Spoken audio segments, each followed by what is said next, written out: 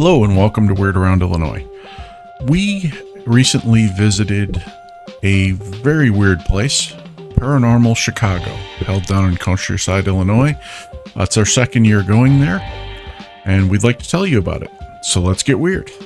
Right. So when we went there last year, we wanted to see Barnaby Jones and Chad Lewis and a couple others. This time we were a little bit more open. I think the main lecturer we were going to see was Barnaby Jones, and thankfully we got there just in time. Yeah, we just walked in, we saw that one person was already presenting, we waited for them, we talked to a few other people, which we'll talk about later, and yeah, we just saw Barnaby Jones. I was like, we were talking to, what's his, Bob After Dark. Yeah, him. It was a great conversation, and we'll talk about him later. We just saw him go up there and start talking, so I was like, well, we gotta go up there quick. And I felt a little bit bad because I felt like we cut him a little bit short, but luckily our fourth team member stayed with Bob After Dark, and yeah. Gave our apologies for our quick exit. Yeah, but Barnaby Jones was like the top reason why we were even there, because he was presenting again. And right. The last time we saw him was when he was presenting about UFOs, which wasn't the greatest presentation we've ever seen, but we also know the context that he was rushed into it and wasn't prepared at all. Mm-hmm. But this one was different. This was about facts about Bigfoot and everything about Bigfoot, really. And let me tell you, it was a lot better put together. He knew the slides that were coming up. He knew what was, going to happen with each thing, and he knew what to say. He knew what he was saying. So clearly, he's much more comfortable with this topic, and clearly, this was his presentation from the beginning. Yeah, for sure. And comparing it to the UFO one, there were many instances there where he just wasn't sure what was coming next, and they were all in different orders, so he just wasn't sure with those. But This one, much better. Mm-hmm. Yeah.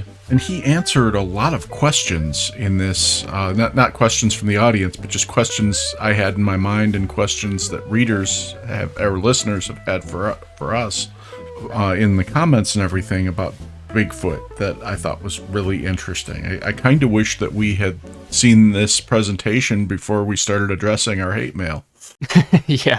Yeah, I do appreciate the great detail that he went into about the Piercing Gimlin film. I like all that, and he also went into good detail about the lack of bodies. Mm-hmm. He gave his own fair explanation. I believe that it was mainly about his whole thing was about where bodies disintegrate very, very quickly, and assuming that Bigfoot is sort of in the not some extraterrestrial where their bodies are built different. Mm-hmm. If they were to be dead and just lying on some forest ground, they're going to disintegrate as fast as a deer. Yeah, and he even showed an example of a calf decomposing over time, and after what was it, a month or 2 months or something, it was barely even, you could barely even tell there was ever anything there. Yeah, after a month it was just nothing but a few spots here and there.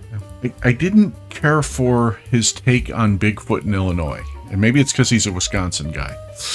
Yeah, he had a whole map where it's just showing the correlation things between a couple things, and Illinois was not super high. No, and he used the Jeff Meldrum rule, which I think, what was it, for every 10 bears there's one Bigfoot, or 100 bears there's one Bigfoot. Yeah, he mentioned it, but he also mentioned along with that he doesn't personally agree with it, but he said it was notable. Okay. Yeah. Okay, because when he mentioned that rule, he said, by the way, there are no bears naturally in Illinois, therefore there are no Bigfoots by the Jeff Meldrum rule. And I would argue that. Number one, you see bears in Illinois all the time, and he mentioned, they do pass through the state, and my contention would be then Bigfoot could also pass through the state. Yeah. Yeah. And really, it's just a loose rule. I don't think it should be taken too literally. Right. Yeah, there's not a super accurate way to tell how many Bigfoots there are here. Mm-hmm. Other than that, it was just a really well-detailed presentation, and we got to speak to him after again, which was nice. Yeah, and I didn't fight with him about the Bigfoot in Illinois, so that was good. Yeah. I always have this feeling when I talk to him that I've said something offensive or I've somehow managed to irritate him, and I don't think I did that this time, but I still kind of got that vibe. I don't know. I think in general he just seemed irritated. I don't know. I guess he's just done interacting with people. Yeah, he's on hiatus now. He's not doing his podcast for a while. It might just be that he's getting burned out. I don't know. But I did tell him when he's ready to come off that hiatus, we'll be happy to talk to him on our podcast or talk to him on his podcast or even do like a joint adventure together somewhere like in southern Wisconsin. Yeah. How long has he been doing this? I'm not even sure. I know if you look at his old podcasts, he's got hundreds of them. So it's been a while. Okay. Well, he makes a comeback and just recovers from the burnout. Yeah. So he wasn't the only person we met while we were there. There were quite a few actually. Yeah, one of them was Jack Chavez, who organized the event. We were staking him out this time since I kind of missed him last time. We all missed him at the time. We met everybody there but Jack Chavez, and we all felt bad.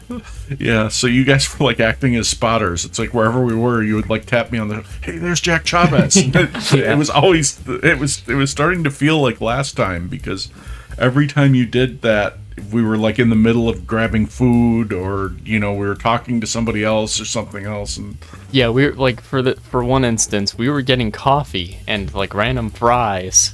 And right behind us was Jack Chavez, just, kind of walking around in a few places, just perfect opportunity. But no, we had to wait for the fries. Yeah. And then when we finally did meet him, only two of us were there because you were off on the other side of the building. So we're like trying to hold him hostage until you could come back. It was an interesting exchange.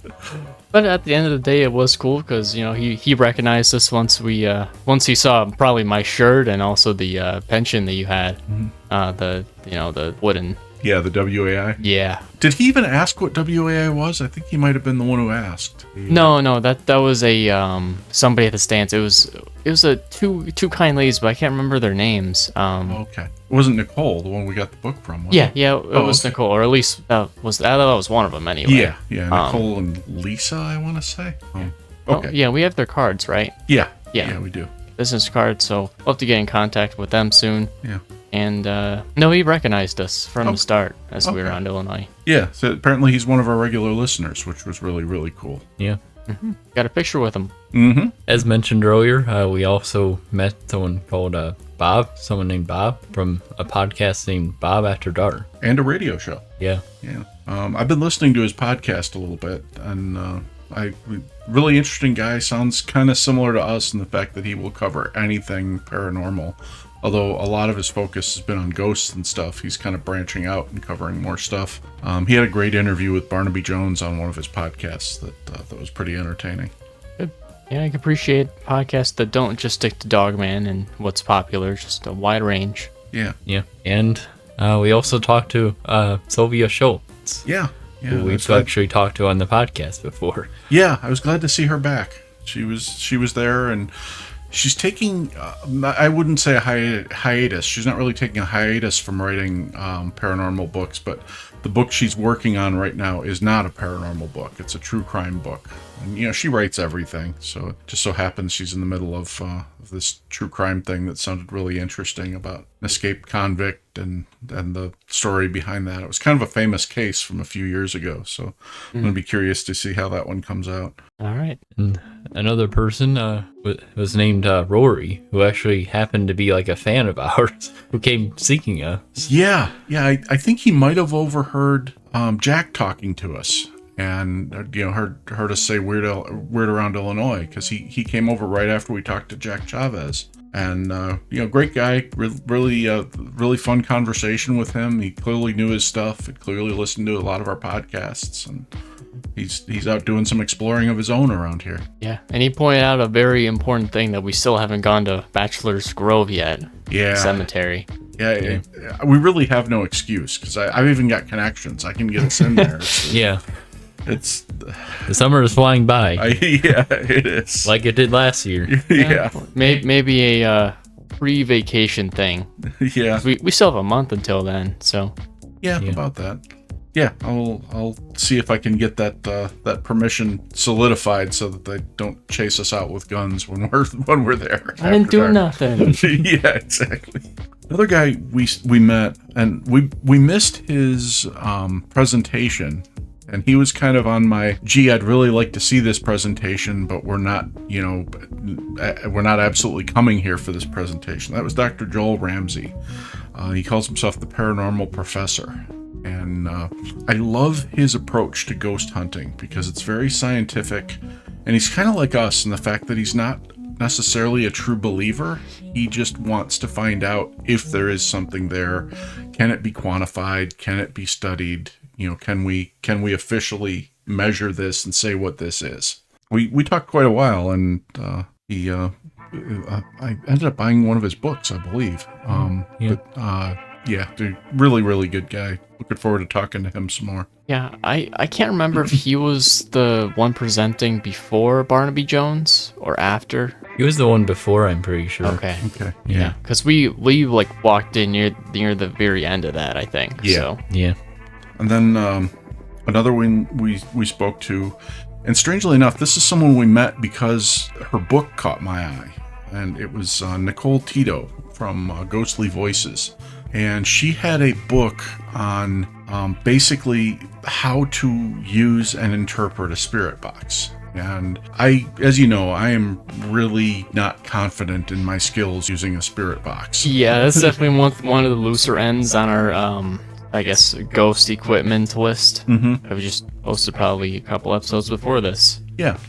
But she was there with, I believe, her husband, and with, I don't know if the other woman was her sister or just a colleague. I saw her, I think she wrote the foreword to her in the book. I think her name was Lisa, if I'm not mistaken. But we basically said we'd love to talk to all three of them sometime because they all had some stories, and I love their kind of offbeat approach to handling the spirit box stuff. They're not traditionalists in using a spirit box, and I'm just starting to read the book now, so I'll probably come back with more details on this, but they have an interesting way to interpret. Okay, so they're gonna tell you how to let demons talk through it finally, and they'll start getting very violent. Yeah, probably. But hey, it'll be a great podcast. Yeah. Welcome to Weird Around Illinois. Perfect. Yeah. We saw an old friend of ours, Larry Arroyo, also known as Cemetery Larry, who we keep promising to take one of his tours, and he reminded us that we need to do that soon because he just bought a cemetery plot for himself, and it was really, really expensive. So even with his Cemetery Larry discount. So if any of you would like to take a tour with Cemetery Larry, let us know. We will send you his information. But where's that location then that he just bought some? He did. He did give us the location. I can't remember where though. It's one of the bigger cemeteries in Chicago though. I'll have to double check on that. But yeah, he went big. All Because right. let's face it, if you're Cemetery Larry, you should go big on your cemetery plot. Yeah. Yeah. And another guy we met was Ed Levin, or Ed Levine. I'm not sure quite how to pronounce it, but he was with SPIRE, which is the Society for Paranormal Investigation, Research, and Evidence. Talked to him for quite a while, and there was a partner with him too, but I didn't catch his name. But they had a lot of interesting ideas about ghost hunting, and they seemed very, very experienced. So that was basically the trip. We'll talk a little bit more about the aftermath in a minute, but we also should mention we also met the comic book guy, or the Godzilla and like all those great drawings. Yeah, and Camera. I did not get a card from him. No. I'm sure I had one from last year, and I should have researched it before the podcast. Maybe I'll post it in the comments or something, but he's such a great guy. I mean, he does kaiju comics and paintings. Yeah. And I bought a Gamera painting from him last year, and he had a new Gamera painting this year, so I had to get it.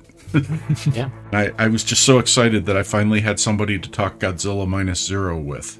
Because most people just look at me blankly when I ask, who do you think the monster's going to be for Godzilla Minus Zero? But he had thoughts. Yeah. And good thoughts. So, as we often do when we take these adventures, we got hungry. And we did things a little differently this time. As usually we'll try to find a restaurant like right next door to, wherever the location is, or at least within a mile or two. This time we drove a bit. And we actually went up to Buffalo Grove, to a place called the Continental Restaurant in Buffalo Grove. And we ate there, and it wasn't our first time eating there, but it was our first time reviewing it for the podcast. So we should talk about what we got. Yeah. Well, I got a fettuccine Alfredo, which I've had several times there, and it's by far the best fettuccine Alfredo I've ever eaten. Nice. Our fourth member had, apparently it's pronounced pasticcio, which is some sort of a pasta with meat mixed in. Just looked like a big gooey mess to me, but that's that apparently for most people that's the way food should look. So. Yeah, from what I heard, you said that it was a German comfort food, I think. Yeah, it's like a German version of lasagna. Yeah, Oh, that's okay. that. Yeah, she searched it up, and it was that. Okay. For me, I got something called the Sunset Boulevard, which is just a croissant, chicken, like grilled chicken that's really nice, and avocado, bacon. Yeah, that's it. I've had a different croissant sandwich there that was really good. I think it was called the New Yorker. It was like a croissant roast beef sandwich. Okay. But this time I had a burger. And let me backtrack a bit and say the pasticcio, our fourth member, actually called her new favorite food. So Yeah. that was kind of life changing for her. But back to the burger, it was, in terms of flavor, it was good. I mean, it was a solid burger. It certainly wasn't like Fred's or the Charcoal Grill or any of those places with the really exceptional burgers. But I will say this: it was billed as a half-pound burger, and it was a legit half-pound burger. I mean, it was hanging over the sides of the bun, which is what a half-pound burger should do. And it also came with sweet potato fries that were excellent. I keep forgetting to order the sweet potato fries from that place. I keep ordering regular, and I regret it. Yeah. The regular aren't horrible. No, but no, they're fine. The It's sweet just- potato fries are next level. Yeah, those are divine. Yeah. I still need to try one of those burgers. I'm not sure if I've had one in ever. If I did, it was a long time ago. Yeah. Well, anyway, nice little restaurant, consistently good food, large portions. So we knew what we wanted. After a long day at the convention, we were looking at all these other places, and we're like, what about that Continental place we've gone to? That we're not going to leave there hungry. So let's just head for that.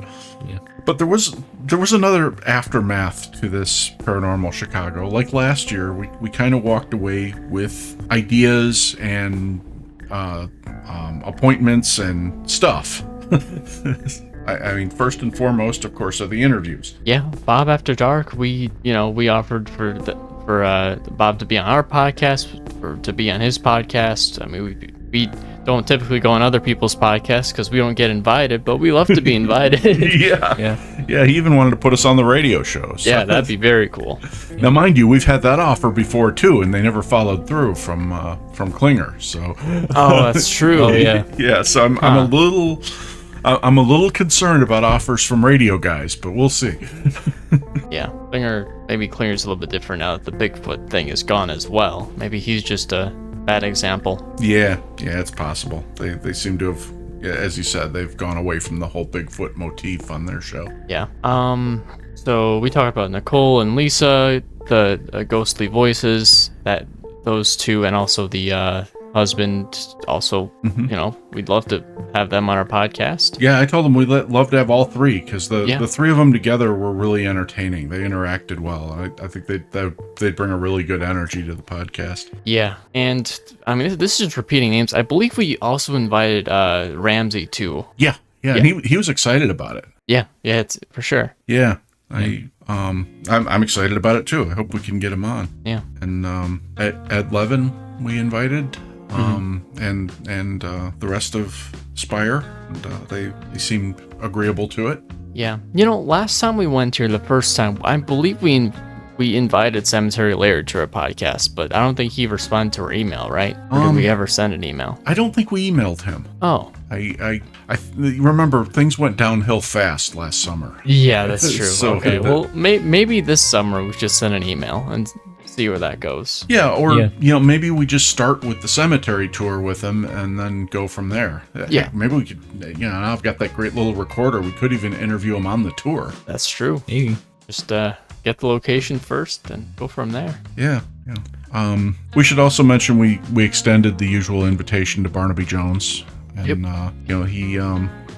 he seems agreeable to being on the podcast. It's just the timing has always been wrong. So we'll see. We also bought a little bit of new gear. You bought 2 dowsing rods, and they were like in like a pen shape, kind of. Yeah, they're telescoping. So the guy was showing them to me, and I'm like staring at them, and my eyes are getting wider because I realize that my greatest fear is that those big copper dowsing rods that we have, they're going to get bent up and won't be usable anymore. And he was showing me how these things telescope down to the size of a pen, and then you pull them out and open them up, and they work just like regular dowsing rods. And the guy is a great salesperson as well. yeah, he was.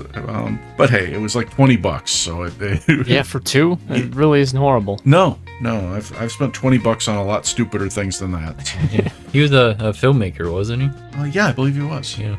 Yeah, so that was definitely good. And we added to one of your collections as well. Yeah, we got at least 1 cat ball. Did 2. we get 2? Yeah, we got 2. Okay. Yeah. Although now we're calling them ghost spheres. Yeah.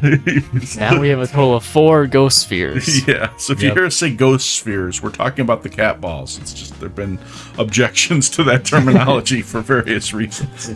Yeah, fair enough. Yeah. And also an honorable mention, this is completely off topic, but it just reminded me, the stuff outside was very cool. Oh, yeah. There's a Ghostbusters car with Slimer inside the car. Mm-hmm. I got a picture with them. Pretty cool. And there was somebody who had a bunch of camera gear that we couldn't hope to afford. Yeah. I'm sure the cheapest thing that they had was like $1,000 at least. Yeah. But it was fun to look at. Yeah. Mm-hmm. You could only wish to have that kind of... Yeah. If we get to that million subscribers, then maybe. Yeah. That'd be the only way. Yeah. So in addition to the new gear, it's funny, I went into this saying, I'm not buying all these darn books this time, but I bought all these darn books this time. Starting with Sylvia Schultz, I bought a couple from her on the ghost encounters that have happened after true crime. It's kind of combining 2 of her areas of expertise. Then I mentioned I bought the book on the spirit box, and I bought the book from Dr. Ramsey about the paranormal investigation in a scientific manner. And there had to be one more book. There was one about Elvis, wasn't there? Oh yeah, our 4th member about the one about the occult Elvis, which was actually one of the lectures that we missed. Apparently Elvis had some deep belief in the occult and aliens and things like that, and this book kind of detailed it for us. Well, overall, I'd say that you got less books than last time. Maybe just a few less. Yeah, I did. But definitely got them. Yep. And my stack of stuff that I need to read is growing and growing. I'm way behind. I will get caught up though. And I bought a Paranormal Chicago shirt. Oh yeah. Which from the start I was kind of hoping I'd get. I was eyeing. And I got the it was a shirt from Bob After Dark. I love ghost hunting. Yeah. Yep. Yeah. Me and you got one of those shirts. Mm-hmm. Yeah. But naturally I wore it yesterday instead of today, so I can't give you the description, but there was an EMF detector on it that was pretty cool. Yeah, and some person at IKEA recognized it and complimented you on it. That's true, yeah. Yeah, that was cool. Wasn't it like I love ghost hunting? Yeah. EMF detector? Yeah. Yeah, so great event. Jack Chavez does a great job there, and this time I think Barnaby Jones was helping him with some of the IT stuff and presentation stuff, but I hope they keep this up every year because I just love going there and I love the people we meet there, and it feels like we're with our people. Yeah. It sounds like Jack Chavez is for sure doing it next year, so that's good news. Cool. All right. Well, thank you for listening. Thank you for subscribing. And if you were at Paranormal Chicago and we didn't get to speak to you, I'm sorry. I hope we'll catch up with you next year because we love talking to people. And that was about ghosts specifically. We don't like talking to people just randomly. That kind of annoys us, actually. But we love talking to people about paranormal issues. So thank you again, and we'll talk to you next week.